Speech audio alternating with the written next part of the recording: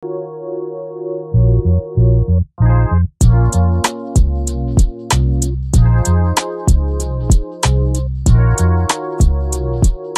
મિત્રો, હવે નિત્યસમ એટલે શું તે તમને હું સમજાવીશ. તો નિત્યસમને સમજવા માટે આપણે એક સમતા લઈશું. તો અહીંયા જે બરાબરનું ચિહ્ન છે એની ડાબી બાજુ આપેલું છે a+1 ગુણ્યા a+2 અને જમણી બાજુ એ બંને દ્વિપદીના ગુણાકારથી મળેલો જવાબ છે a² + 3a+2. તો એ સમતા છે. તો આ સમતામાં સમતાની જે બંને બાજુઓ છે, ડાબી બાજુ અને જમણી બાજુ, એમાં આપણે ચલ એ છે. તો આપણે એ ચલની જુદી જુદી કિંમત લઈને ડાબી બાજુ અને જમણી બાજુની કિંમત મેળવીએ. તો પહેલાં a = 10 લઈએ ધારો કે. તો ડાબી બાજુ જે આપેલું છે a+1 ગુણ્યા a+2, તો ત્યાં એની જગ્યાએ 10 મૂકો. તો 10+1 બીજા કૌંસમાં 10+2 થશે, કેમ કે a+1 એટલે 10+1, a+2 એટલે 10+2, કેમ કે એની જગ્યાએ આપણે 10 લેવાનું નક્કી કરેલું છે. તો 10+1 કેટલા થાય? 11 થાય. અને 10+2 કેટલા થાય? 12 થાય. અને 11 ગુણ્યા 12 કેટલા થાય? 132. તો ડાબી બાજુનો જવાબ 132 મળ્યો. તો 132 જે જવાબ મળ્યો એ ડાબી બાજુનો જવાબ મળ્યો. હવે આ જે આપણે સમતા લીધેલી છે એની જમણી બાજુ લખ્યું છે a² + 3a+2. હવે એમાં એની જગ્યાએ 10 મૂકીને કિંમત શોધીએ. તો જમણી બાજુ a² + 3a+2 છે, ત્યાં એની જગ્યાએ 10 લઈએ છે, જે આપણે ડાબી બાજુમાં મૂકી હતી તે જ કિંમત. તો a² એટલે 10² + 3a એટલે 3 ગુણ્યા 10 + 2. તો 10² 10 ગુણ્યા 10 100 થાય, બરાબર. અને 3 દાન 30 થાય +2. તો 100 + 30 + 2 કેટલા થાય? 132. તો જમણી બાજુનો જવાબ પણ 132 મળ્યો. ડાબી બાજુનો જવાબ ને જમણી બાજુનો જવાબ કેવો મળ્યો? સરખો. ક્યારે? a = 10 લીધું ત્યારે. શેમાં? આપેલી જે આ સમતા હતી તેમાં. તો આ જે સમતા છે એ નિત્યસમ છે. હવે એની કિંમત હવે બદલીએ, a = -5 લઈએ.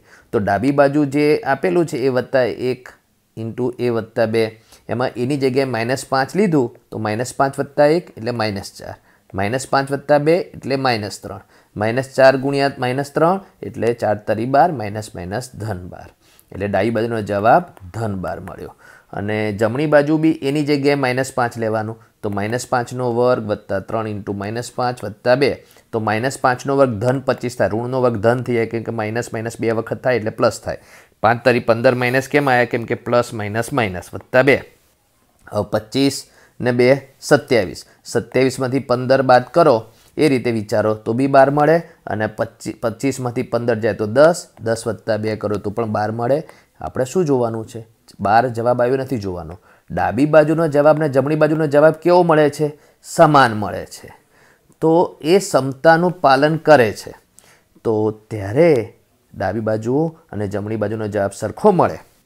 એટલે એની કોઈ પણ કિંમત માટે સમતાની ડાબી બાજુ બરાબર જમણી બાજુ મળે છે.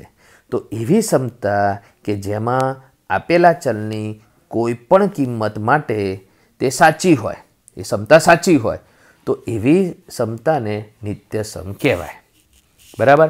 હવે અહીંયા મેં જમણી બાજુ આ 2 ઉદાહરણ લીધેલા છે. એમાંથી એક ઉદાહરણ નિત્યસમ છે અને એક ઉદાહરણ નિત્યસમ નથી. તો કયું નિત્યસમ છે અને કયું નિત્યસમ નથી એ ક્યારે ખબર પડે? ડાબી બાજુ અને જમણી બાજુની કિંમત સમાન મળે ત્યારે. તો ચલની કિંમત આપણે ધારો કે a = 2 લઈએ, બરાબર. a = 2 લઈએ તો ડાબી બાજુ કેટલા મળે છે અને જમણી બાજુ કેટલા મળે છે? અહીંયા પણ a = 2 લઈએ, બરાબર. તો એક નિત્યસમ સાચું છે ને એક નિત્યસમ ખોટું છે. તો ડાબી બાજુ બરાબર a+2².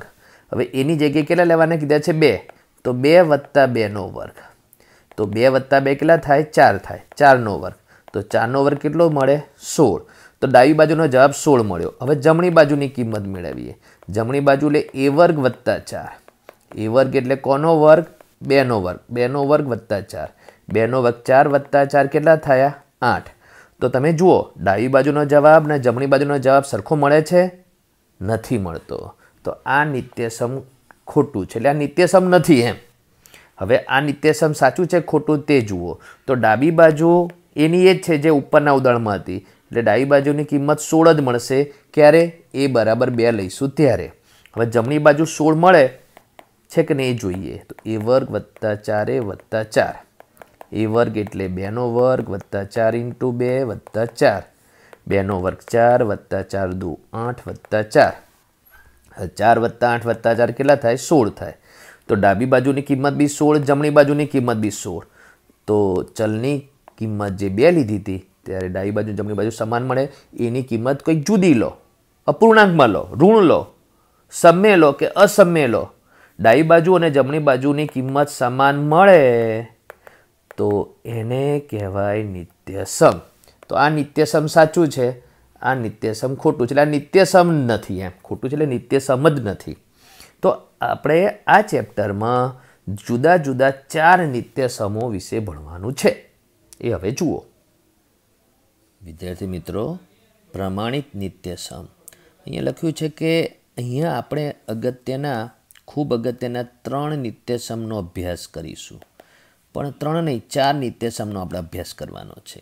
અમને ખોટું નથી લખ્યું. 3 નિત્યસમ આ પેજ ઉપર બતાડેલા છે તે, અને એના પછીના પેજ ઉપર અહીંયા લખેલું છે કે આપણે એક વધુ ઉપયોગી નિત્યસમનો પ્રયત્ન કર્યો. ટોટલ 4 નિત્યસમ તમારે ભણવાના છે, બરાબર? તો એ 4 નિત્યસમ દ્વિપદીનો દ્વિપદી સાથે ગુણાકાર કરીને મેળવેલા છે. તો એ આજે પહેલું નિત્યસમ છે. તો આ પહેલું નિત્યસમ જે અહીંયા લખેલું જ છે, પણ કેવી રીતે મેળવેલું છે તે હું તમને બતાડું છું અહીંયા બાજુમાં. તો પહેલું નિત્યસમની રકમ કેવી હોવી જોઈએ? તો પહેલા નિત્યસમની રકમ દ્વિપદી ગુણ્યા દ્વિપદીમાં પહેલું પદ સમાન હોવું જોઈએ અને ધન હોવું જોઈએ. બીજું પદ પણ સમાન અને ધન હોવું જોઈએ. તો જ એ પહેલા નિત્યસમ પ્રમાણે જવાબ આવશે.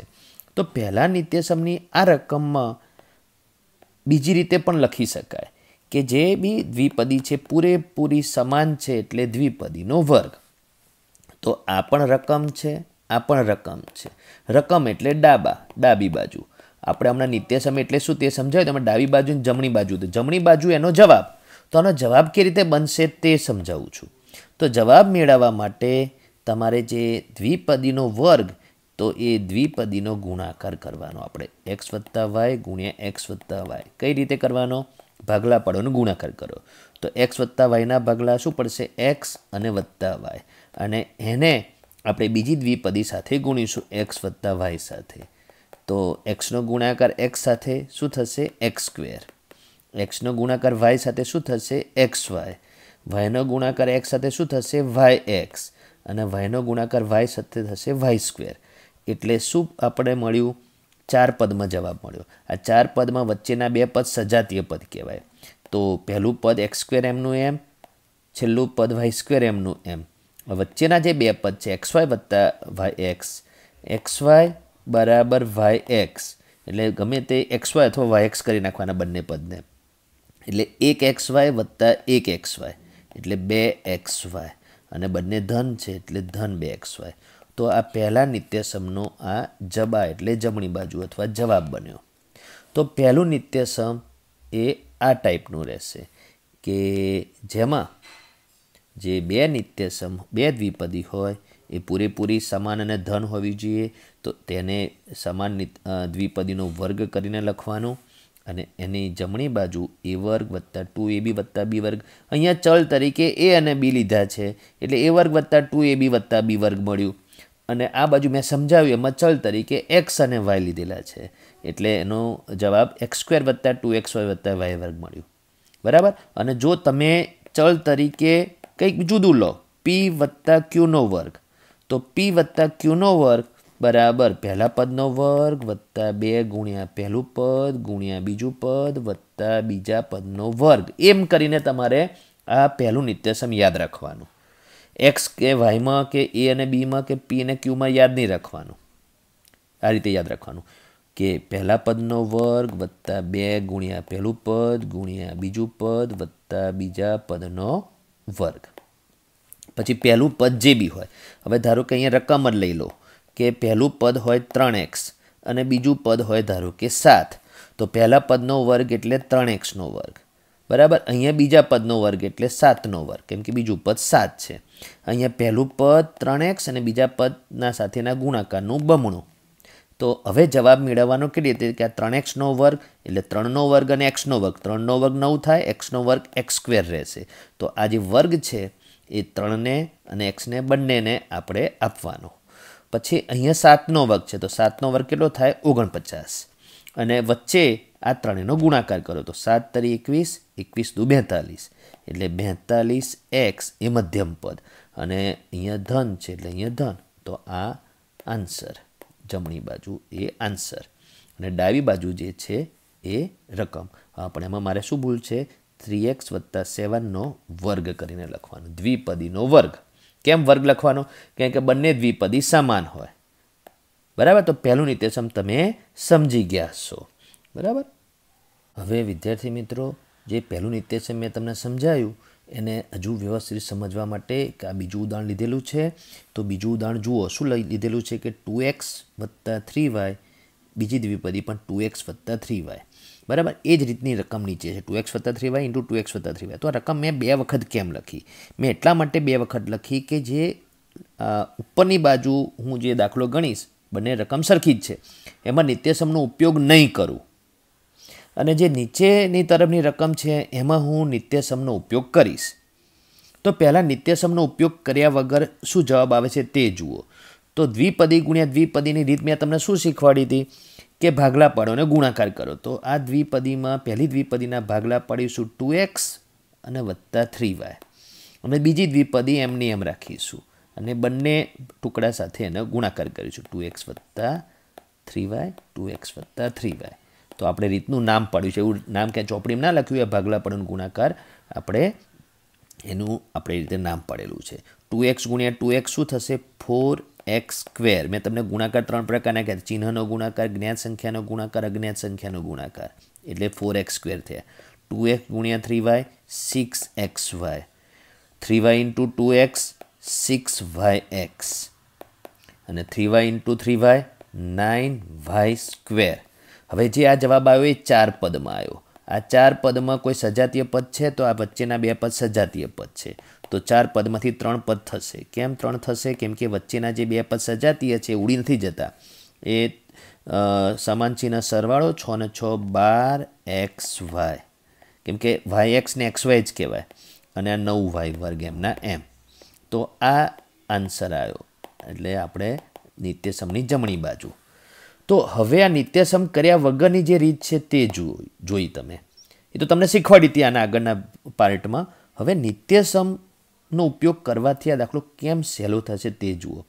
તો બંને દ્વિપદી કેવી છે? પૂરેપૂરી સરખી. તો જ્યારે બે દ્વિપદી પૂરેપૂરી ચિહ્ન સાથે સરખી હોય તો એને વર્ગ કરીને લખી શકાય, 2x + 3yનો વર્ગ. બરાબર.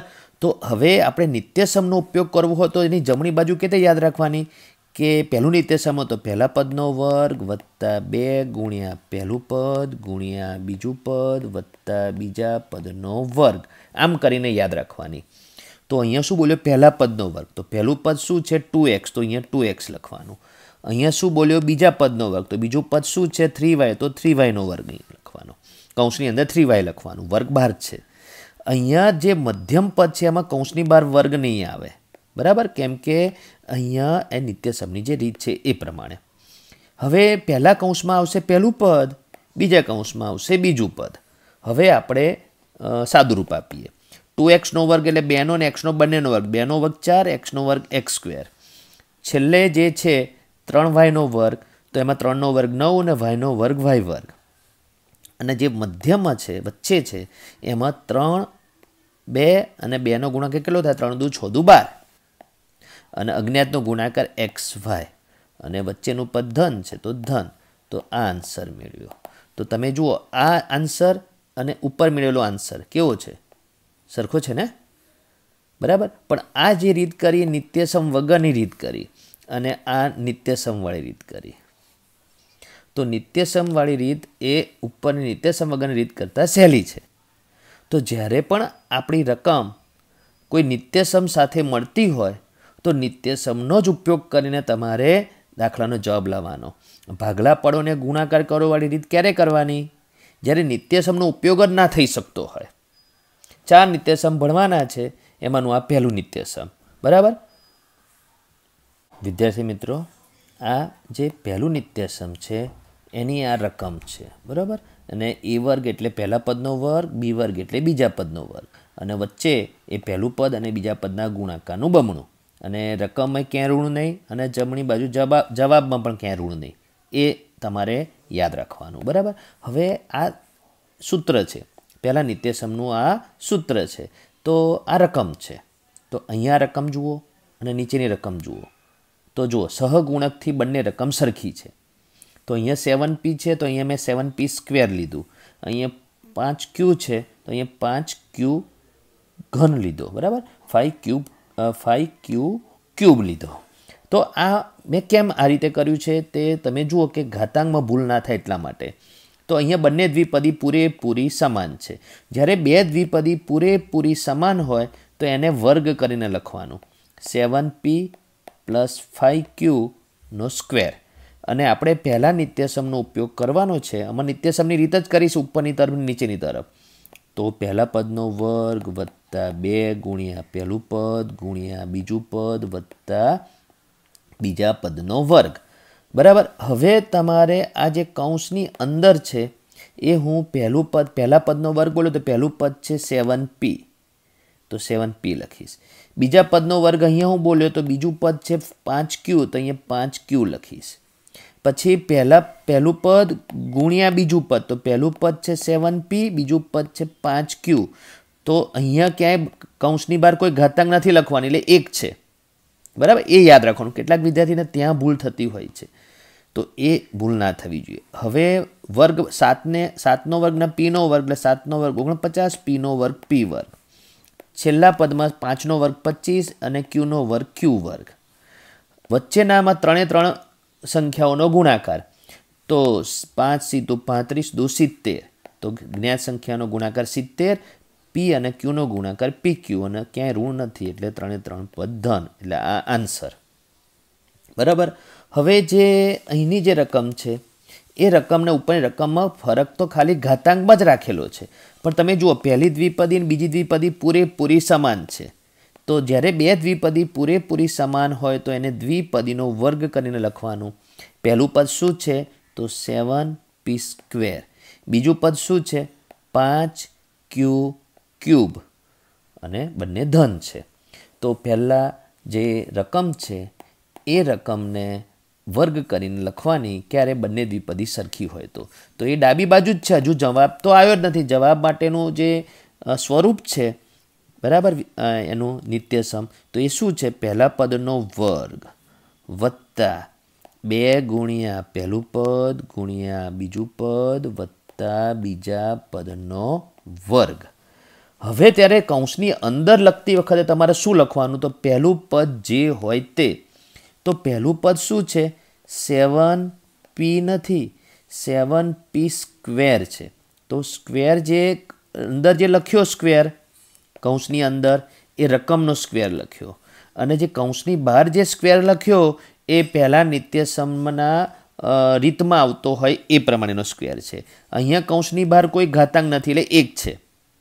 અહીંયા આવશે પહેલા કૌંસમાં 7p². એ જે કૌંસની અંદર જે સ્ક્વેર આવ્યો એ તમારે રકમનો જે છે 7p² છે એટલે. બરાબર, અહીંયા બીજા પદનો વર્ગ, તો બીજો પદ છે 5q³. તો 5q³ કૌંસની અંદર આવશે. એ રીતે અહીંયા 5q³ બહાર નહીં આવે, કૌંસની બહાર નહીં મૂકવાનો, કૌંસની અંદર જે હોય કૌંસની અંદર જ મૂકવાનું, 5q³. તો આ ધ્યાન રાખવાનું છે ઘાતાંકમાં. બરાબર, હવે એના પછીનું સ્ટેપ જે છે એ જવાબ આવશે. તો આ વર્ગ કોનો છે 7નો અને p²નો. તો 7નો વર્ગ શું થશે 49. હવે p²નો સ્ક્વેર, તો તમે 7મા ધોરણમાં ઘાત અને ઘાતાંકમાં એક નિયમ ભણી ગયા હતા. જ્યારે કોઈ સંખ્યાનો કોઈ ઘાતાંક હોય અને એની ઉપર બી કોઈ ઘાતાંક હોય તો ઘાતનો નિયમમાં તમે શું ભણ્યા હતા, ઘાતાંકોનો ગુણાકાર, 2 ઘાતાંકોનો ગુણાકાર, 2 અને 5નો ગુણાકાર. એ નિયમનો ઉપયોગ અહીંયા કરવાનો છે. ઘાતનો નિયમ, જેને આપણે 7મા ધોરણમાં ત્રીજો નિયમ કરીને સમજાવ્યો હતો. બરાબર. નિયમ નંબરથી નથી યાદ રાખવાનો, ઘાતના ઘાતનો નિયમ નામથી યાદ રાખવાનો છે. તો અહીંયા પી સ્ક્વેર નો સ્ક્વેર છે એટલે એ બંને ઘાતાંકોનો ગુણાકાર થાય એટલે પીની 4 ઘાતાંક થશે. બરાબર. અહીંયા જુઓ તો અહીંયા જે સ્ક્વેર છે વર્ગ છે એ 5નો અને ક્યુની 3 ઘાત બંનેનો છે. તો 5નો વર્ગ શું થશે? 25 અને ક્યુની 3 ઘાતનો પણ વર્ગ. તો ક્યુની 3 ઘાત અને એનો પણ વર્ગ એટલે ઘાતાંકોનો ગુણાકાર કરો એટલે ક્યુની 6 ઘાત થશે. એટલે ક્યુની 6 ઘાત કેમ થઈ એ તમને ખબર પડવી જોઈએ. એટલા માટે મેં આ ઉદાહરણ લીધું હતું ઘાતાંક સાથેનું. બરાબર. આગળનું પહેલું ઉદાહરણમાં ઘાતાંક 1 હતી. અહીંયા ઘાતાંક મેં શું લીધી? એક પદમાં 2 ઘાતાંક લીધી અને એકમાં 3 ઘાતાંક લીધી. ઘાતાંક ગમે તે હોય નિયમથી તમારે એનું સાદુરૂપ આપવાનું છે. હવે જે વચ્ચેના જે 3 પદ છે એમાં જ્ઞાત સંખ્યાનો ગુણાકાર શું થશે? 5 × 35 × 70. તો 70 એ જ્ઞાત સંખ્યાનો ગુણાકાર અને અજ્ઞાત સંખ્યાનો ગુણાકાર પી સ્ક્વેર અને ક્યુ ક્યુબ. તો એ અજ્ઞાત જે છે એમાં ચલ જુદા છે એટલે તમારે પી સ્ક્વેર અને ક્યુ ક્યુબ એમનું એમ આજુબાજુ લખવાનું. મેં તમને આના આગળના વિડીયોમાં જ્ઞાત સંખ્યાનો ગુણાકાર, ચિહ્નનો ગુણાકાર અને અજ્ઞાત સંખ્યાનો ગુણાકાર સમજાયો હતો એના પ્રમાણે. અને વચ્ચે પ્લસ છે તો પ્લસ. તો એનો જવાબ આવ્યો. તો તમે જો બંને જવાબમાં સંખ્યા એની જ આવી કે અહીંયા 49 તો અહીંયા પણ 49, 25 આવ્યા અહીંયા તો અહીંયા પણ 25 આવ્યા. બરાબર. વચ્ચેના પદમાં 70 આવ્યા તો અહીંયા 70 આવ્યા. પણ જે ચલ અને એના ઘાતાંકમાં ફરક રાખ્યો તો એટલે એ પ્રમાણે જવાબમાં આવ્યો. અહીંયા પીની 1 ઘાત ક્યુની 1 ઘાત હતી તો અહીંયા પી સ્ક્વેર આવ્યું, અહીંયા ક્યુ સ્ક્વેર આવ્યું. બરાબર. અહીંયા પીની 2 ઘાત હતી, ક્યુની 3 ઘાત હતી તો પીની 4 ઘાત આવી અને અહીંયા ક્યુની 6 ઘાત આવી. પણ તમારે એ રીતે ઘાત નથી પહેલેથી યાદ રાખવાની. આ જે નિત્યસમ પહેલું છે એ શું છે એ ખબર હોવી જોઈએ. તો જે પહેલાં નિત્યસમની આ રકમ છે અને એનો આ જવાબ છે. તમારે કઈ રીતે યાદ રાખવાનું કે પહેલા પદનો વર્ગ વત્તા 2 ગુણ્યા પહેલું પદ ગુણ્યા બીજું પદ વત્તા બીજા પદનો વર્ગ એમ કરીને યાદ રાખવાનું. અને નિત્યસમ જે પહેલું છે એમાં બંને દ્વિપદી પૂરેપૂરી સમાન હોવી જોઈએ અને ધન હોવી જોઈએ. બરાબર. તો પહેલું નિત્યસમ તમે પૂરેપૂરું સમજી ગયા છો. હવે વિદ્યાર્થી મિત્રો, અપૂર્ણાંક સંખ્યાઓ આવે તો શું ધ્યાન રાખવાનું તે જુઓ. તો જે પહેલી દ્વિપદી છે અને બીજી દ્વિપદી છે બંને સમાન છે. બરાબર. તો એનો દ્વિપદીનો વર્ગ. એમાં પ્રથમ પદનો વર્ગ એટલે પહેલા પદનો વર્ગ એટલે અહીંયા 3a⁵ / 2. બરાબર. અને અહીંયા બીજા પદનો વર્ગ તો બીજું પદ છે 5b⁴ / 3. અને મધ્યમ પદમાં પ્રથમ પદ અને પહેલું પદ અને બીજા પદનો ગુણાકાર કરવાનો. 3a⁵ / 2 5b⁴ / 3 એમનો ગુણાકાર કરવાનો છે. બરાબર. તો હવે જે પહેલા પદનો વર્ગ કરવાનો છે તો એમાં બધાનો વર્ગ કરવાનો છે. તો અંશમાં 3નો વર્ગ 9 છેદમાં 2નો વર્ગ 4 અને જે ચલ હોય એની 5 ઘાતનો વર્ગ એટલે ઘાતનો નિયમમાં ઘાતાંકોનો ગુણાકાર થાય એટલે એની 10 ઘાત થાય. બરાબર. એ 10 ઘાત કેમ થઈ મેં તમને સમજાવ્યું. હવે એ જ રીતે અહીંયા વર્ગ જે છે બધાનો વર્ગ તો 5નો વર્ગ 25 છેદમાં 3નો વર્ગ 9 બીની 4 ઘાતનો વર્ગ એટલે ઘાતાંકોનો ગુણાકાર એટલે બીની 8 ઘાત. અને જે વચ્ચે છે એમાં ગુણાકાર કરતા પહેલાં તમારે એ ધ્યાન રાખવાનું કે છેદ ઉડે છે તો આ છેદમાં 2 છે, અંશમાં 2 છે ઉડી ગયા. છેદમાં 3 છે, અંશમાં 3 છે ઉડી ગયા. તો જો છેદ ઉડતો હોય તો ઉડાડવાનો અને જો ના ઉડતો હોય તો અંશનો ગુણાકાર અંશમાં, છેદનો ગુણાકાર છેદમાં. પણ અહીંયા છેદ ઉડી ગયા એટલે છેદમાં કંઈ રહેતું નથી. રહ્યું શું? એક 5 રહ્યા, એની 5 ઘાત અને બીની 4 ઘાત રહી. તો આ રીતે સાદુરૂપ અપાઈ જાય એટલે આ દ્વિપદી ગુણ્યા દ્વિપદી બંને દ્વિપદી સમાન છે એટલે પહેલાં નિત્યસમ પ્રમાણે આન્સર આવી ગયો. હવે દશાંશ અપૂર્ણાંક સંખ્યાઓ હોય તો અને સાથે એ પણ ધ્યાન રાખવાનું છે કે જો આ પહેલું પદ છે 0.2x તો અહીંયા 0.2x અહીંયા બીજી દ્વિપદીમાં બીજા નંબરમાં લખેલું છે. 0.3y² છે એ પહેલી દ્વિપદીમાં બીજા નંબરમાં લખેલું છે તો બીજી દ્વિપદીમાં પહેલા નંબરમાં લખેલું છે. તો સરવાળામાં ક્રમનું મહત્ત્વ નથી હોતું એટલે 0.2x + 0.3y² લખો અને બીજી દ્વિપદીમાં 0.3y² + 0.2x લખેલું બંને દ્વિપદી સમાન જ કહેવાય. એટલે ગમે તે ક્રમમાં દ્વિપદી રાખીને એનો વર્ગ, બરાબર. એટલે પ્રથમ પદ તરીકે તમે 0.3 વાય વર્ગ રાખ્યું હોય તો પણ ચાલે, પણ આપણે પ્રથમ પદ તરીકે અહીંયા લખેલા પ્રમાણે 0.2x એટલે અહીંયા 0.2x લખ્યું અને અહીંયા 0.3 વાય સ્ક્વેર લખ્યું. તો આ પ્રથમ પદ અને અંતિમ પદમાં જે પહેલા પદનો વર્ગ અને બીજા પદનો વર્ગ જે છે એ તમે આ જે છે બીજું પદ અહીંયા લખો અને પહેલું પદ અહીંયા લખો તો પણ ફાઇનલ જવાબ તો સરખો જ આવે. અને એ 0.2x અને 0.3 વાય સ્ક્વેરનો અહીંયા ગુણાકાર કરવાનો, બરાબર. અને હવે સાદુરૂપ તો વર્ગ કોનો 0.2નો વર્ગ, તો 0.2નો વર્ગ 0.04 થાય. મોઢે આવડે તો એ રીતે, અને મોઢે ના આવડે તો 2/10નો વર્ગ, 0.2નો વર્ગ એટલે એમાં 2નો વર્ગ 4, નીચે 10નો વર્ગ 100 છેદમાં એટલે 4/100 એટલે 0.4 અને xનો વર્ગ x સ્ક્વેર, બરાબર. એટલે દશાંશમાં રકમ હોય તો દશાંશમાં સાદુરૂપ આવતું હોય તો એ પ્રમાણે કરવાનું. 0.3નો વર્ગ 0.09 અને વાય વર્ગનો વર્ગ એટલે વાયની 4 ઘાત. અને જે વચ્ચે છે એમાં ગુણાકાર કરતી વખતે તમે દશાંશમાં રાખી લો અને ગુણાકાર જો ત્યાંનું ત્યાં ફાવતું તે રીતે, નહીં તો તમારે થોડું સાદું રફમાં કરવાનું. 0.2 ગુણ્યા 0.3 તો 0.06 થાય. હવે કેમ 0.2 એટલે 2/10, 0.3 એટલે 3/10 એટલે 6/100 અને 6/100 એટલે 0.06 અને ગુણ્યા 2 છે, ગુણ્યા પણ 2 છે તો 0.12 થશે. તો એ સાદુરૂપ તમને આવડવું જોઈએ. તો વચ્ચે જે છે આ ત્રણેયનો ગુણાકાર, જ્ઞાત સંખ્યાનો ગુણાકાર 0.12 આવ્યું અને અજ્ઞાતમાં x અને y વર્ગ એટલે xy વર્ગ. તો દશાંશમાં હોય તો પણ રીત તો એની જ, કારણ ખાલી સાદું રૂપમાં તમારે ધ્યાન રાખવાનું છે, બરાબર. વિદ્યાર્થી મિત્રો, નિત્યસમની ઉપયોગિતા. નિત્યસમનો ઉપયોગ ક્યાં થાય? તો નિત્યસમનો ઉપયોગ નિત્યસમ શેના માટે બનેલું છે? એના વિસ્તરણ માટે, એટલે કે દ્વિપદી ગુણ્યા દ્વિપદી, એટલે દ્વિપદી માટેનું નિત્યસમ તો દ્વિપદીના ગુણાકાર માટે અથવા કિંમત શોધવા માટે પણ એનો ઉપયોગ થતો હોય છે. તો 103નો વર્ગ એમાં નિત્યસમનો ઉપયોગ કરીને આપણે કિંમત શોધીશું. અને હમણાં આ ટાઈપના દાખલા તો મેં તમને સમજાવ્યા. તો કિંમત શોધવા માટે નિત્યસમનો ઉપયોગ કેવી રીતે થાય? તો વર્ગ અને વર્ગમૂળના ચેપ્ટરમાં મેં તમને વર્ગ શોધવાની એક રીત શીખવાડી હતી. એ જ રીત અહીંયા કરવાની છે. 103નો વર્ગ એટલે કઈ બે સંખ્યાના સરવાળાનો વર્ગ, અને એમાં બે સંખ્યા તમારે એવી લેવાની કે એક સંખ્યા મોટી અને બીજી સંખ્યા નાની. નાની સંખ્યા જેમ બને એમ એક અંકની લેવાની. તો 103 એટલે 100 વત્તા 3નો વર્ગ. તમે 95 વત્તા 8નો વર્ગ કરીને પણ 103નો વર્ગ શોધી શકો, કેમ કે 95 વત્તા 8 103 જ થાય. પણ તમારે જે 103ના બે ભાગ એવા પડવાના, એક મોટી સંખ્યાવાળો એક નાની સંખ્યાવાળો. તો મોટી સંખ્યાવાળો ભાગ એવો બનાવવાનો કે જેમાં એકમનો અંક 0 હોય અથવા 5 હોય, અને નાની સંખ્યાવાળો ભાગ એવો રાખવાનો કે શક્ય હોય ત્યાં સુધી એક અંકની સંખ્યા આવે. અને આપણે પહેલાં નિત્યસમનો ઉપયોગ કરવાનો છે એટલે બંને સંખ્યાઓ વચ્ચે વત્તા રાખવાનું છે, એટલે બંને સંખ્યા ધન રાખવાની છે.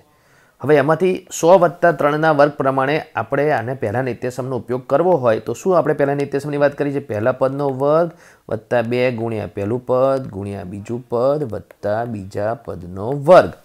પહેલું પદ એટલે 100, બીજું પદ એટલે 3 અને 100 અને 3નો ગુણાકાર, બરાબર.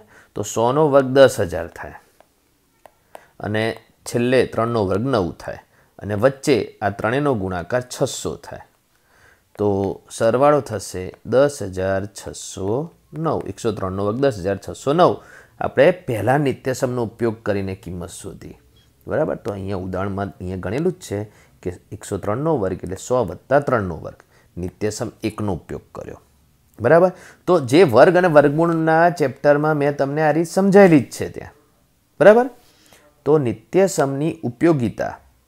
નિત્યસમનો ઉપયોગ કરીને તમે કોઈ બે સમાન દ્વિપદી હોય કે 2x વત્તા 3 ઇન્ટુ 2x વત્તા 3, તો 2x વત્તા 3 બે વખત એટલે 2x વત્તા 3નો વર્ગ, અને આ નિત્યસમનો ઉપયોગ કરીને તમે એનું દ્વિપદીનો ગુણાકાર કરી શકો. અને દ્વિપદીનો કે પદાવલીના ગુણાકારનું બીજું નામ છે વિસ્તરણ. પદાવલીઓના ગુણાકારને વિસ્તરણ તરીકે પણ ઓળખવામાં આવે છે, બરાબર. તો નિત્યસમની ઉપયોગિતા પદાવલીનું વિસ્તરણ કરવા માટે અને કિંમત શોધવા માટે, જ્યાં જે પ્રકારનો નિત્યસમનો ઉપયોગ થતો હોય તે પ્રકારના નિત્યસમનો ઉપયોગ કરીને તમે કિંમત પણ શોધી શકો. બરાબર. હવે વિદ્યાર્થી મિત્રો, બીજું નિત્યસમ સમજાવું તો તે પહેલાં નિત્યસમ સાથે કઈ રીતે મળતું આવે છે અને કઈ રીતે જુદું પડે છે તે જોઈ લો. તો મેં અહીંયા જે આ લીટી કરી એની ડાબી બાજુ પહેલાં નિત્યસમ નું લખેલું છે કે આ પહેલાં નિત્યસમની રકમ, એને વર્ગ કરીને કેમ લખાય એ બી મેં તમને સમજાવ્યું, અને એનો આ જવાબ એટલે જમણી બાજુ. બરાબર. ડાબી બાજુ અને જમણી બાજુ તમને મેં જે રીતે સમજાવ્યું એ પહેલાં નિત્યસમમાં તમે જોઈ શકો છો. એ મેં તમને સમજાવી દીધું છે. હવે બીજા નિત્યસમમાં કેવું છે કે બધું એનું એ જ પહેલાં નિત્યસમ જેવું જ કે બે દ્વિપદી સમાન હોય એટલે એને આપણે વર્ગ કરીને લખી શકાય. તો આ પણ રકમ, આ પણ રકમ, અને એનો જે જવાબ છે એટલે જમણી બાજુ, બરાબર, જબા, એમાં પણ તમારે પહેલાં નિત્યસમની જેમ જ પદાવલીઓ ગોઠવાની છે. એ મેં ગોઠવેલી જ છે, પણ જુદું શું પડે છે તે તમે જોઈ લો. જ્યારે પહેલું નિત્યસમ હતું તો બંને દ્વિપદી પ્લસ હતી. પ્લસ હતી એટલે મતલબ કે પહેલું પદ બી ધન હતું, બીજું પદ પણ ધન હતું.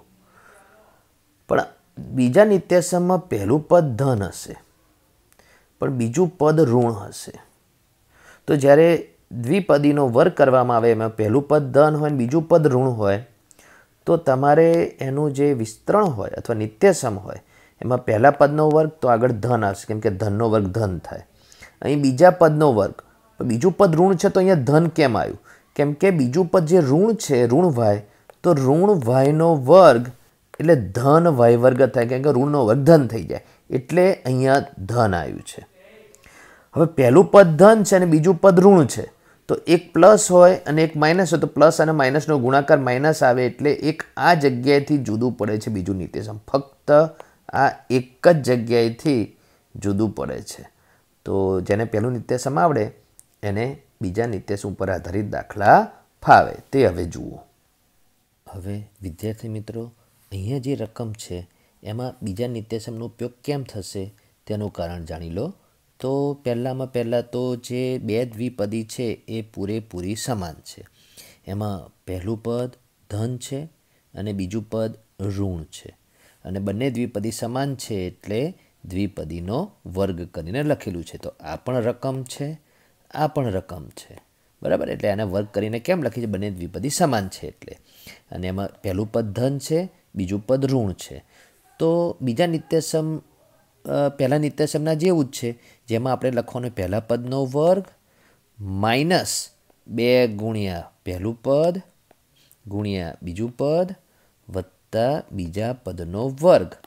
ફરક ક્યાં હોય છે પહેલાં અને બીજા નિત્યસમમાં? આ જગ્યાએ.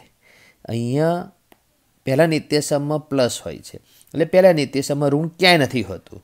બીજા નિત્યસમમાં ખાલી આ જગ્યાએ ઋણ હોય છે, આ જગ્યાએ તો પ્લસ જ હોય છે. બરાબર. પછી પહેલું પદ 3x, બીજું પદ 5y. બીજું પદ પછી -5y નહીં લખવાનું, કેમ કે આ નિત્યસમમાં ચિહ્નની અસર કરી દીધેલી છે એટલા માટે. અંદર પહેલું પદ 3x, બીજું પદ 5y. બરાબર. અને પછી વર્ગ આપીએ તો 3નો વર્ગ 9, xનો વર્ગ x². છેલ્લા પદમાં 5નો વર્ગ 25, yનો વર્ગ y વર્ગ. અને આ ત્રણેયનો ગુણાકાર 5 તરી 15 દુ 30 xy અને માઇનસનું માઇનસ. હવે જે આ રકમ છે એ આની આ જ રકમને આપણે પહેલાં નિત્યસમના સૂત્રથી પણ કરી શકાય. તો રકમ શું છે? 3x - 5yનો વર્ગ. તો આ રકમ જે બીજા નિત્યસમનો ઉપયોગ થતો હોય ત્યાં પહેલાં નિત્યસમનો ઉપયોગ કરી શકાય. તો પહેલાં નિત્યસમનો ઉપયોગ કરીને હું જવાબ મેળવું છું. તો જ્યારે બીજા નિત્યસમની રકમમાં પહેલાં નિત્યસમનો ઉપયોગ કરીએ ત્યારે તમારે ઋણ ચિહ્ન કૌંસની અંદર મૂકવાનું, જેનું ઋણ હોય. તો પહેલું પદ 3x, બીજું પદ -5y, કૌંસની અંદર માઇનસ લખવું પડે. બીજું પદ -5y, પહેલું પદ ધન 3x. તો જો બીજા નિત્યસમની જે રકમ હોય એમાં પહેલાં નિત્યસમનો ઉપયોગ કરવો હોય તો કરાય, પણ તમારે એ વખતે ઋણ ચિહ્ન કૌંસની અંદર મૂકવું પડે. ચલો, 3નો વર્ગ 9, xનો વર્ગ x². છેલ્લા પદમાં -5નો વર્ગ ધન 25 અને yનો વર્ગ y વર્ગ. અને વચ્ચે ત્રણેયનો ગુણાકાર 5 તરી 15 દુ 30 XY. હવે તમે જુઓ જે વચ્ચેના જે ત્રણ પદ છે એ ત્રણ પદમાં એક જ વખત ઋણ છે. અહીંયા એક જ વખત ઋણ છે એટલે -30XY. તો તમે જુઓ આ જવાબ અને આ જવાબ સમાન છે ને. તો બીજું નિત્યસમ એ પહેલા નિત્યસમ ઉપરથી જ બન્યું છે. એટલે બીજા નિત્યસમવાળી રકમમાં તમે રકમ માટે પહેલા નિત્યસમનો ઉપયોગ કરી શકો, પણ એવા સમયે તમારે કૌંસની અંદર માઇનસ હોય ત્યાં માઇનસ મૂકવું પડે. બરાબર. અને બીજા નિત્યસમનો જ જો તમે ઉપયોગ કરો તો કૌંસની અંદર તમારે ધન જ રાખવાનો. બરાબર. વિદ્યાર્થી મિત્રો, ઉદાહરણ નંબર 12માં શું લખ્યું છે કે નિત્યસમ 2નો ઉપયોગ કરીને 4p - 3q આખા કૌંસનો સ્ક્વેર અને 4.9નો સ્ક્વેર શોધો. બરાબર. એટલે બે દાખલા ગણવાના કીધેલા છે. એમાં આ છે વિસ્તરણ કરવાનું છે અને અહીંયા કિંમત શોધવાની છે. બરાબર. પદાવલીઓનો ગુણાકાર એટલે વિસ્તરણ કહેવાય, મેં તમને આગળ સમજાવ્યું. તો એમાં જે આ પહેલી રકમ છે એને હું થોડી બદલીને દાખલો ગણીને બતાડું છું. તો 4p - 3qનો સ્ક્વેર છે, એમાં 4p² - 3qનો વર્ગ એટલે કે અહીંયા સ્ક્વેર વધારે લાવ્યો. બરાબર. તો આપણે બીજા નિત્યસમનો ઉપયોગ કરવાનો કીધો, બીજા નિત્યસમનો જ ઉપયોગ કરીશું. એ આપણને ખબર છે કે પહેલા પદનો વર્ગ -2 ગુણ્યા પહેલું પદ ગુણ્યા બીજું પદ વત્તા બીજા પદનો વર્ગ બીજા નિત્યસમ પ્રમાણે. બરાબર. હવે પહેલું પદ શું છે તો 4p². તો તમે આ સ્ક્વેર લખેલો છે એ તમારા નિત્યસમ પ્રમાણે, અને અહીંયા જે અંદર સ્ક્વેર લખ્યો એ રકમ પ્રમાણે. તો રકમમાં સ્ક્વેર છે એટલે અંદર કૌંસની અંદર સ્ક્વેર રાખ્યો. બરાબર. બીજું પદ છે 3q. તો જે 3q છે એમાં માઇનસ છે, અહીંયા -3q. તો એ કૌંસની અંદર માઇનસ કેમ ના રાખ્યું? કેમ કે અહીંયા માઇનસની અસર બતાવી દીધી છે એટલા માટે. પહેલું પદ છે 4p², એટલે જો સ્ક્વેર કૌંસની અંદર એ કૌંસની અંદર રાખવાનો, અને 3q. તો પદ ગોઠવતા આવડવું જોઈએ, કૌંસની અંદર શું લખવાનું એ આવડવું જોઈએ. હવે સ્ક્વેર કરો તો 4નો સ્ક્વેર 16 એટલે 16, 4નો વર્ગ 16, pનો વર્ગ નો વર્ગ એટલે pની 4 ઘાત. ઘાતના ઘાતના નિયમમાં ઘાતાંકોનો ગુણાકાર થાય. છેલ્લે ત્રીજું પદ જે છે 3qનો વર્ગ ને 3નો વર્ગ 9 અને qનો વર્ગ q વર્ગ એટલે 9q². પછી વચ્ચે જે ત્રણેય સંખ્યાઓનો ગુણાકાર 3 × 12 = 24, 24p² q અને માઇનસ છે એ માઇનસ. તો આન્સર. બરાબર. તો બીજું નિત્યસમ, જો પહેલું નિત્યસમ આવડી જાય તો બીજા નિત્યસમમાં ખાલી અહીંયા માઇનસ આવે છે એટલું જ ફરક પડે છે. બરાબર. તો તમે આ દાખલો સમજી ગયા છો. હવે જે બીજો દાખલો છે 4.9નો વર્ગ, એની કિંમત શોધવાની છે અને કીધું છે કે બીજા નિત્યસમનો ઉપયોગ કરો. તો 4.9માં જે દશાંશ ચિહ્ન છે એ ના હોય તો 49નો વર્ગ કહેવાય. અને 49ના વર્ગમાં આપણે બીજા નિત્યસમનો ઉપયોગ કરવો હોય તો તમારે વર્ગ તો લખવાનો જ છે, પણ વચ્ચે માઇનસ આવવું જોઈએ. એક પદ ધન અને એક પદ માઇનસ. તો હવે 49ની નજીકમાં એકમ નંગ શૂન્યવાળી સંખ્યા કઈ છે તો 50, અને 50 - 1 49 થાય. તો જ બીજા નિત્યસમનો ઉપયોગ કરી શકો. જો તમે 49ની જગ્યાએ 40 + 9 અને આખા કૌંસનો વર્ગ રાખ્યો તો પહેલા નિત્યસમનો ઉપયોગ કરવો પડે. તમે 49ની જગ્યાએ 45 + 4નો વર્ગ રાખો તો પહેલા નિત્યસમનો ઉપયોગ કરવો પડે.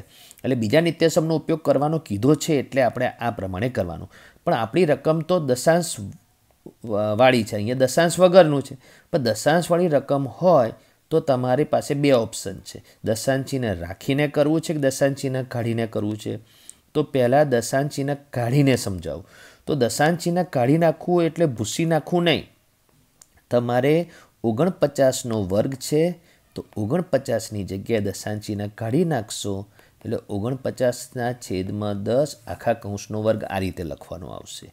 એટલે હવે વર્ગ અંશને આપો તો 49નો વર્ગ, છેદને આપો તો 10નો વર્ગ 100 કરી નાખવાનો. અને જે છેદમાં 100 છે એને તમારે 100° કરીને બાજુમાં લઈ જવાનો. બાજુમાં એટલે 49ના વર્ગની ડાબી બાજુ ગુણાકાર સ્વરૂપે. બરાબર. અને હવે 49નો વર્ગ છે ત્યાં તમારે માઇનસવાળું એટલે 50 - 1 વાળું આ જે છે એ લખવાનું, કેમ કે બીજા નિત્યસમનો ઉપયોગ કરવો છે એટલા માટે. હવે 1 છેદમાં 100 એ તમારે આ 50 ઓછા 1 વર્ગની કિંમત ના મળે ત્યાં સુધી એમનું એમ લખી રાખવાનું કૌંસ કરીને.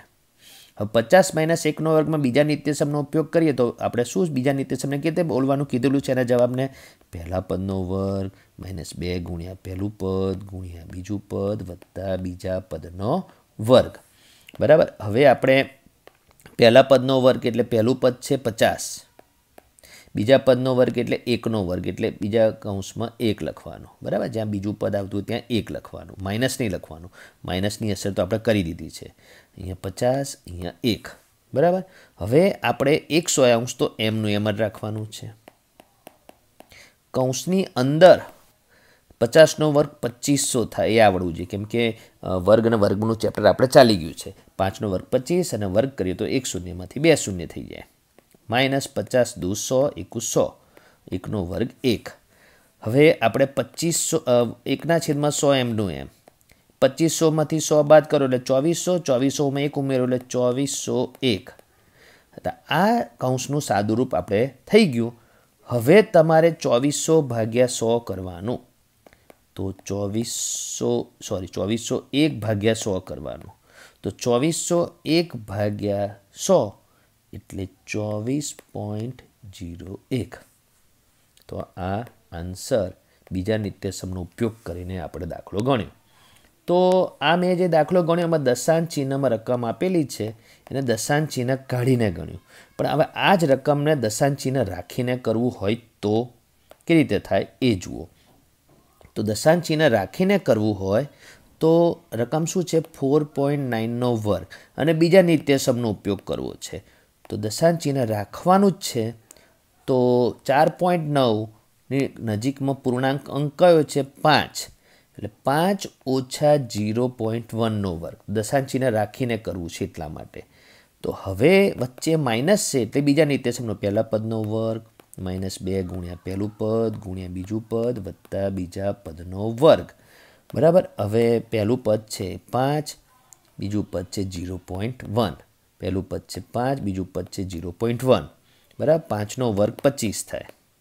માઇનસ 2 ગુણ્યા 5 ગુણ્યા 0.1 એટલે 2 ગુણ્યા 5 ગુણ્યા 0.1 એટલે 1/10. બરાબર. એટલે એમાં દશાંશ ચિહ્ન કાઢીને સાદુરૂપ આપું છું. મને મોઢે ફાવતું હતું પણ મેં તમને સમજાવવાનું છે એટલે દશાંશ ચિહ્ન કાઢીને કર્યું. 0.1નો વર્ગ એટલે 0.1 ગુણ્યા 0.1 એટલે 0.01. એ મોઢે ના આવડતું તો 0.1 ગુણ્યા 0.1 કરો એટલે 1/10 ગુણ્યા 1/10 એટલે 1/100 એટલે 0.01. બરાબર. એ રીતે અહીંયા 0.01 લખ્યું. હવે અહીંયા આ 2 વડે ભાગશો તો 5, 5 વડે ભાગશો તો 5 5 ઉડી ગયા એટલે વચ્ચે કશું ના વધ્યું પણ ભાગાકારમાં ઉડી જાય એટલે 1 લખવું પડે. 25 ઓછા 1 વત્તા 0.01. 25 ઓછા 1 થાય 24. 24 વત્તા 0.01 એટલે 24નું દશાંશ ચિહ્ન ક્યાં છે ના આપ્યું હોય તો છેલ્લે સમજવાનું. એટલે 24.00 કહેવાય અને 0.01 ઉમેરો એટલે 24.01 આન્સર આવે. તો તમે જુઓ કે આપણે દશાંશ ચિહ્ન કાઢીને જે રીત કરી હતી એમાં પણ 24.01 જ જવાબ આવ્યો હતો. બરાબર. અને દશાંશ ચિહ્ન રાખીને બી દાખલો ગણીને બતાડ્યો. અહીંયા ઉદાહરણમાં દાખલો ગણેલો છે તો દશાંશ ચિહ્ન રાખીને બતાવેલો છે. 5.0 ઓછા 0.1નો વર્ગ. બરાબર. તમે બીજા નિત્યસમનો ઉપયોગ કરતા હવે સમજી ગયા છો, શીખી ગયા છો. બરાબર. વિદ્યાર્થી મિત્રો, તમને 2 નિત્યસમ સમજાવી દીધા જેને આપણે નંબર પડે પહેલું નિત્યસમ અને બીજું નિત્યસમ. તો ત્રીજું નિત્યસમ સમજાવવું ત્યારે તમારે પહેલાં 2 નિત્યસમ સાથે એની સરખામણી મારે કરવાની છે. તો તમે જુઓ કે આમાં પહેલું નિત્યસમની જે રકમ હોય છે કે બે દ્વિપદી પૂરેપૂરી સરખી હોય અને બંનેમાં બધા પદ ધન હોય તો તમે એને વર્ગ કરીને આ રીતે લખી શકો છો. બરાબર. રકમ જ છે. જો એનો જવાબ કેવી રીતે આવે એ તો મેં તમને સમજાવ્યું છે પણ હજુ બતાડ્યું નથી અહીંયા. હવે આ બીજા નિત્યસમની રકમમાં પહેલું પદ ધન હોવું જોઈએ પણ બીજું પદ ઋણ હોવું જોઈએ. બંને દ્વિપદી સમાન હોવી જોઈએ. બરાબર. પણ ત્રીજા નિત્યસમની રકમમાં તમે જુઓ કે 2 દ્વિપદીમાં પહેલી દ્વિપદીમાં બંને પદ ધન હોવા જોઈએ અને બીજી દ્વિપદીમાં પહેલું પદ ધન હોવું જોઈએ, બીજું પદ ઋણ હોવું જોઈએ. બરાબર. ત્યારે ત્રીજા નિત્યસમનો ઉપયોગ થાય. રકમ બરાબર તમે જોઈ લો ત્રણેય નિત્યસમની શું ફરક છે તે. બરાબર, તો રકમનો ફરક તો જોઈ લીધો. રકમનો બીજો ફરક કે પહેલા નિત્યસમની રકમમાં બંને દ્વિપદી પૂરેપૂરી સરખી હતી એટલે એના વર્ગ કરીને લખી શકીએ છીએ. બીજા નિત્યસમની રકમમાં બંને દ્વિપદી પણ પૂરેપૂરી સરખી હતી એટલે એના વર્ગ કરીને લખી શકીએ છીએ. પણ ત્રીજા નિત્યસમની રકમમાં પહેલી દ્વિપદી અને બીજી દ્વિપદીમાં એક ચિહ્નનો ફરક હોય છે એટલે બંને દ્વિપદીને આપણે વર્ગ કરીને ના લખી શકીએ. આટલું ખબર પડી ગઈ? તો હવે આનો જવાબ પહેલા નિત્યસમનો કેવી રીતે બને છે કે પહેલા પદનો વર્ગ વત્તા 2 ગુણ્યા પહેલું પદ ગુણ્યા બીજું પદ વત્તા બીજા પદનો વર્ગ. બરાબર, અહીંયા પણ એ જ રીતે જવાબ બને છે. પહેલા પદનો વર્ગ -2 ગુણ્યા પહેલું પદ ગુણ્યા બીજું પદ વત્તા બીજા પદનો વર્ગ. અને એક જગ્યાએ ચિહ્ન અહીંયા માઇનસ આવે છે. પહેલા નિત્યસમથી અહીંયા ફરક પડે છે. બરાબર, હવે ત્રીજા નિત્યસમમાં તમારે જે બી જવાબ આવશે એ જવાબ એ પહેલા નિત્યસમ અને બીજા નિત્યસમ સાથે કઈ રીતે કમ્પેરિઝનમાં આવશે તે જુઓ. તો અહીંયા તમારે 2 જ પદમાં જવાબ આવશે. પહેલા નિત્યસમમાં 3 પદમાં જવાબ આવતો હતો. પહેલું પદ, આ વચ્ચેનું બીજું પદ અને ત્રીજું પદ. અહીંયા પણ 3 પદમાં જવાબ આવતો હતો બીજા નિત્યસમમાં. પહેલું પદ, બીજા નંબરનું પદ અને આ ત્રીજા નંબરનું પદ. પણ ત્રીજા નિત્યસમની રકમમાં તમારે જે જવાબ આવશે એ 2 જ પદમાં હશે અને બંને પહેલા પદનો વર્ગ અને બીજા પદનો વર્ગ. તો વર્ગવાળા જે 2 પદો હોય છે તે જ આવશે. વર્ગવાળા જે પહેલા બીજા નિત્યસમમાં વર્ગવાળા પદો તો તે જ આવશે. અને એની અંદર શું મૂકવાનું એ પહેલા 2 નિત્યસમની જેમ જ. તો પહેલા નિત્યસમમાં અહીંયા કોનો વર્ગ લખતા હતા? એક્સનો વર્ગ. તો બીજા નિત્યસમમાં અહીં કોનો વર્ગ લખતા હતા? એક્સનો વર્ગ. તો ત્રીજા નિત્યસમમાં પણ અહીં કોનો વર્ગ લખવાનો? એક્સનો વર્ગ. પછી પહેલા નિત્યસમમાં અહીંયા કોનો વર્ગ લખતા હતા? એનો વર્ગ. તો અહીંયા પણ કોનો વર્ગ લખતા હતા? એનો વર્ગ. તો અહીંયા પણ કોનો વર્ગ લખવાનો છે? એનો વર્ગ. તો આટલું તો સરખું છે જ. પણ અહીંયા પહેલા બીજા નિત્યસમમાં બીજું પદ બને છે, વચ્ચેનું મધ્યમ પદ બને છે. એ પહેલા પદ અને બીજા પદના ગુણાકારનું બમણું.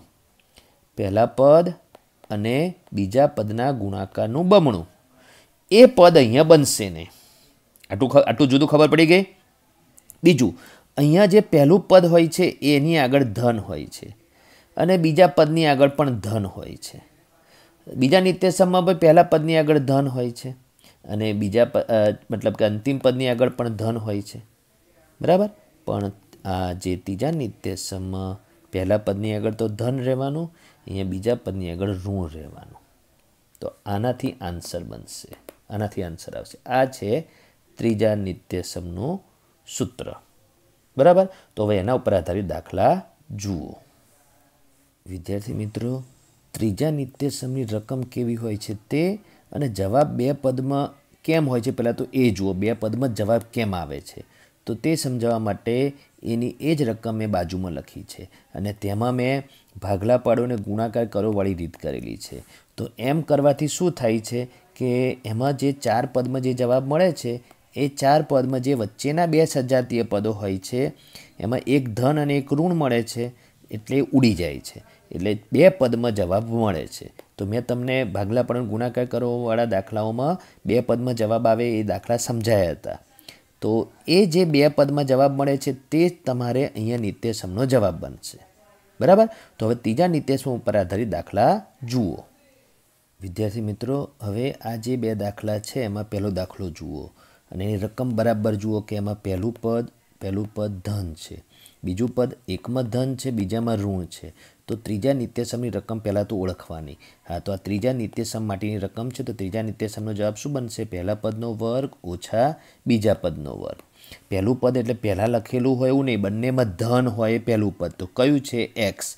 અને બીજું પદ કોને ગણવાનું? એક દ્વિપદીમાં ધન હોય, બીજી દ્વિપદીમાં ઋણ હોય, પણ કૌંસની અંદર એ ધન જ લખવાનું. એટલે એક્સનો વર્ગ x² અને 9નો વર્ગ 81. આ એનો આન્સર. બરાબર, હવે બીજી રકમ જુઓ. તો તો આ બીજી રકમ જે છે એ ત્રીજા નિત્યસમની છે. કે તે ખબર પડે કે બે દ્વિપદીમાં પહેલું પદ બંનેમાં સરખું છે ને ધન છે, અને બીજું પદ એકમાં ધન છે ને એકમાં ઋણ છે, એટલે તરત તમને ખબર પડી જવી છે કે આ બીજા નિત્યસમની રકમ છે. અને એનો જવાબ પહેલા પદનો વર્ગ ઓછા બીજા પદનો વર્ગ. પહેલું પદ એટલે બંનેમાં ધન હોય તે, અને કૌંસની અંદર તમારે જે ઘાતાંક સાથે લખવાનું 3x², અને બીજું પદ એકમાં ધન અને એકમાં ઋણ હોય તે, એની ઘાતાંક સાથે 4y3. બરાબર, એટલે મેં કલર અલગ રાખ્યો કે જેથી કૌંસની અંદરનું જે પદ હોય એ કૌંસની અંદર રહે. બરાબર, અને આ જે બે ઘાતાંક આવે છે એ નિત્યસમને આધારે. હવે વર્ગ આપો તો 3નો વર્ગ 9, x² વર્ગ એટલે x ની 4 ઘાત, 4નો વર્ગ 16 અને y ની 3 ઘાતનો વર્ગ એટલે y ની 6 ઘાત. આ આન્સર. તો બીજા નિત્યસમ ઉપર આધારિત દાખલાના આ બે ઉદાહરણ લીધા. અહીંયા એક અપૂર્ણાંકવાળું ઉદાહરણ છે. તો અપૂર્ણાંકવાળા ઉદાહરણમાં પહેલું પદ બંનેમાં ધન છે અને સરખું છે, બીજું પદ એકમાં ધન છે બીજામાં ઋણ છે અને એ સરખું છે. બરાબર, ચિહ્ન સિવાય ચિહ્નથી જ જુદું છે, બાકી સરખું છે. તો પહેલા પદનો વર્ગ બંનેમાં ધન હતું તેનો વર્ગ, અને એકમાં ધન અને એકમાં ઋણ હતું એ બીજા પદનો વર્ગ, ને વચ્ચે માઇનસ 3/2 m નો વર્ગ એટલે 3નો વર્ગ 9, 2નો વર્ગ 4, m નો વર્ગ m વર્ગ. એ તો 2/3 વર્ગમાં 2નો વર્ગ 4, 3નો વર્ગ 9 છેદમાં n નો વર્ગ n વર્ગ. આન્સર. તો પૂર્ણાંક પદો હોય કે ઘાતાંકવાળા પદો હોય કે અપૂર્ણાંકવાળા પદો હોય, તમારે યાદ રાખવાનું કે નિત્યસમ કયું, અને એ નિત્યસમનો ઉપયોગ કરો એટલે જવાબ આવી જાય. બરાબર વિદ્યાર્થી મિત્રો, તમે અત્યાર સુધી 3 નિત્યસમ ભણ્યા. તો એમાં જે ડાબી બાજુ જે લખેલું હોય છે એ રકમ હોય છે, અને જમણી બાજુ મળતો હોય છે જવાબ. પણ મેં તમને આગળ શું સમજાવ્યું કે જે આ રકમ આપેલી હોય છે એમાં તમે જે જવાબ મેળવો છો એ જવાબ એ આપેલી રકમનું વિસ્તરણ કહેવાય છે. તો તમે ડાબી બાજુથી જમણી બાજુ જવાબ મેળવો છો તો એ વિસ્તરણ છે. બરાબર, એ વિસ્તરણ કહેવાય. પદાવલીઓનો ગુણાકાર એટલે વિસ્તરણ. પણ તમારે 14મા ચેપ્ટરમાં ઊંધું આવશે. શું ઊંધું આવશે? કે જમણી બાજુ જે લખેલી છે એવી રકમો આવશે. જમણી બાજુ લખેલી છે એવી રકમો આવશે, તો ડાબી બાજુ લખેલો છે એવો જવાબ એના અવયવો કહેવાશે. તો તમારે 14મા ચેપ્ટરમાં ભણવાનું છે અવયવો પડતા. અને મેં તમને આ ચેપ્ટરની શરૂઆતમાં જ સમજાવ્યું હતું કે 9x એટલે 3 × 3 × x, એટલે આ 3 એના અવયવો છે. અવયવો વચ્ચે હંમેશા ગુણાકાર હોય. તો તમે જુઓ કે આ દ્વિપદી, બીજી દ્વિપદી અને વચ્ચે કંઈ નહીં એટલે ગુણાકાર. અને આ દ્વિપદીનો વર્ગ જે છે અહીંયા પહેલાં નિત્યસમમાં એ બી બે દ્વિપદી સમાન હોય છે અને વચ્ચે ગુણાકાર હોય છે. આ મેં તમને એટલા માટે સમજાવ્યું કે ત્રીજા નિત્યસમમાં 2 પ્રકારના દાખલા છે. વિસ્તરણ ઉપર આધારિત કિંમત શોધો અને અવયવ ઉપર આધારિત કિંમત શોધો. બરાબર, એટલા માટે મેં તમને આ સમજાવ્યું કે વિસ્તરણ અને અવયવીકરણ 2 વિરુદ્ધ ક્રિયાઓ છે. હવે આ ત્રીજા નિત્યસમ ઉપર આધારિત કિંમત શોધોના દાખલા જુઓ, વિસ્તરણ ઉપર આધારિત અને અવયવીકરણ ઉપર આધારિત. બરાબર વિદ્યાર્થી મિત્રો, હવે ત્રીજા નિત્યસમ ઉપર આધારિત કિંમત શોધોની જે આ 2 રકમો છે, તો રકમ જોઈને કે તો ખબર પડે કે આ ત્રીજા નિત્યસમ ઉપર આધારિત કિંમત શોધોનો દાખલો છે. તો પહેલાં તો ત્રીજા નિત્યસમને બરાબર સમજો. તો મેં તમને આગળ સમજાવ્યું છે પણ ફરીથી કે 2 દ્વિપદી હોય અને એના વચ્ચે ગુણાકાર હોય, અને એ બંને દ્વિપદીમાં એક પદ ધન હોય સરખું હોય અને બીજા પદમાં એક ધન અને એક ઋણ હોય ને બીજી રીતે સરખું હોય. બરાબર, તો પહેલા પદનો વર્ગ ઓછા બીજા પદનો વર્ગ એ એનું વિસ્તરણ થાય. તો આપણે આ રીતે કરીએ વિસ્તરણ કહેવાય. પણ હવે જો 2 પદ વર્ગ કરીને આપેલા હોય, તો એ 2 પદ વર્ગ કરીને આપે ને બંનેની વચ્ચે માઇનસ હોય, તો પછી તમારે એના અવયવ પડે x + a બીજા કૌંસમાં x - a. તો આ એનું અવયવીકરણ કર્યું કહેવાય. તો અહીંયા જે વર્ગ કરીને આપેલો છે એ દાખલામાં તમારે આ રીતે કિંમત શોધવાની આવશે. અને અહીંયા જે 194 × 206 આપેલું છે એમાં તમારે વિસ્તરણ કરીને કિંમત શોધવાની છે. પણ આ જે રકમ આપેલી છે 194 × 206, એની આ રકમ એ આ પ્રમાણે તો દેખાતી નથી, એક્સ વત્તા એ એક્સ માઇનસ એ જેવી દેખાતી નથી, તો આપણે બધા બનાવવી પડશે. તો 194 ને તમે એક્સ વત્તા એ એક્સ ઓછા એ જેવી કેવી રીતે બનાવી શકશો? એક્સ વત્તા એ એક્સ ઓછા એ જેવી બનાવવા માટે 194 અને 206ની વચ્ચે કઈ સંખ્યા આવે? તો 194 કરતાં મોટી અને 206 કરતાં નાની અને એકમનો અંક શૂન્ય આવે એવી સંખ્યા છે 200.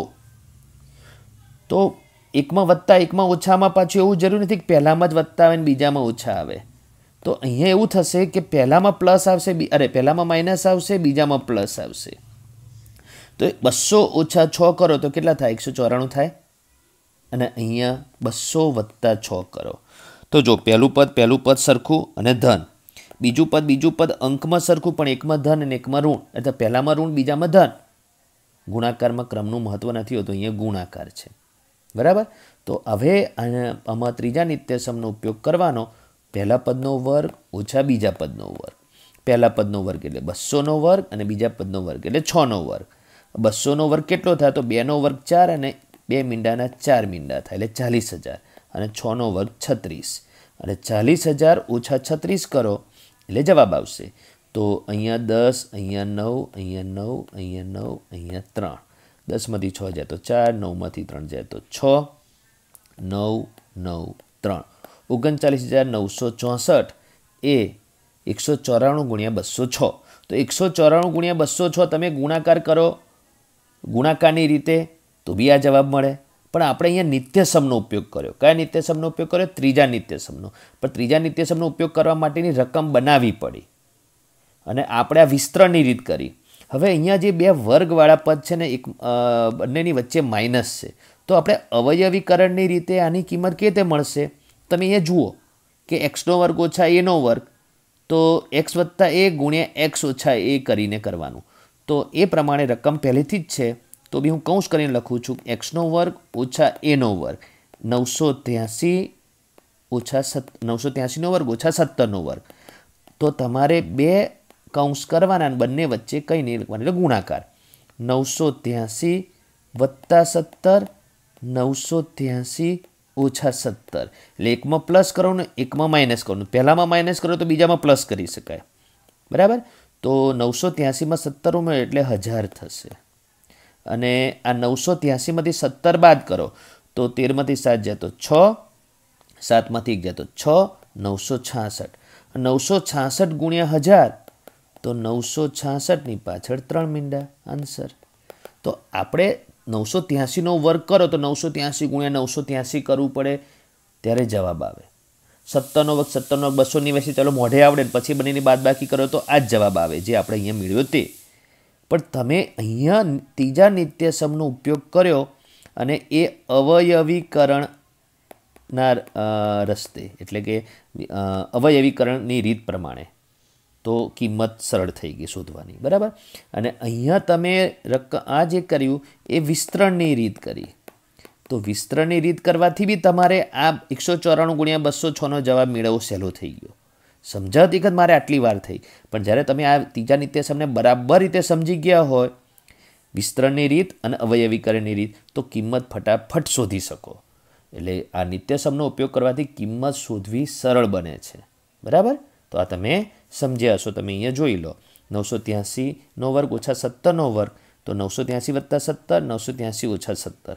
983 વત્તા 17 એટલે 1000, 983 ઓછા 17 એટલે 966.